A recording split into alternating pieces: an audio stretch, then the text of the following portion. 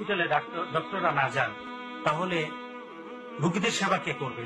আল্লাহ সুবহানাহু ওয়া তাআলা সেবার ব্যাপারে, এই ধরনের সেবার ব্যাপারে, মান আহইয়ান নাস কাআন্নামা আহইয়ান নাস জামিআ, এটা আমি সবচেয়ে মনে করি প্রত্যেকটি ডক্টর, প্রত্যেকটি নার্স যারা আজকে এমন ভাবে আমাদের পাশে দাঁড়িয়ে থাকে, যারা চিন্তা করে যে আমাকে তাকে সেবা করতেই হবে, সে জানে আমার বিপদ আছে।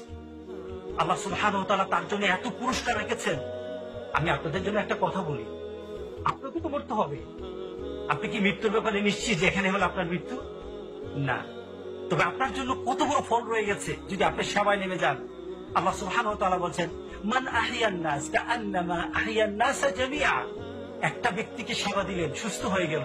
একটা ব্যক্তি যখন এই আপনার থেকে সেবা পেল, আল্লাহ সুবহানাহু ওয়া তাআলা বলছেন, আল্লাহ সুবহানাহু ওয়া তাআলা আপনার জন্য গ্যারান্টি দিচ্ছেন, গোটা জাতি, গোটা পৃথিবীর সকল মানুষকে সেবা দিলে যে একটা মর্যাদা আমি তোমাকে দিতাম, তোমার জন্য অপেক্ষা করছি, যতটুকু মর্যাদা তোমাকে আল্লাহ সুবহানাহু ওয়া তাআলা দান করবেন। সুতরাং আমি আপনাদের তাদের কাছে উদাত্ত আহ্বান রাখি, এত বড় প্রাপ্তি থেকে কেন আপনাকে নিজেকে মাহরুম করবেন? আর আপনার যদি না যান, অসহায় মানুষ কার কাছে যাবে? ভালোবাসাটা একটু ধারণ করে রাখুন। গোটা পৃথিবী আপনাদেরকে স্মরণ করবে, গোটা পৃথিবী আপনাদের জন্য দোয়া করবে। ইনশাআল্লাহ আল্লাহ আপনাদেরকে হেফাজত করবে।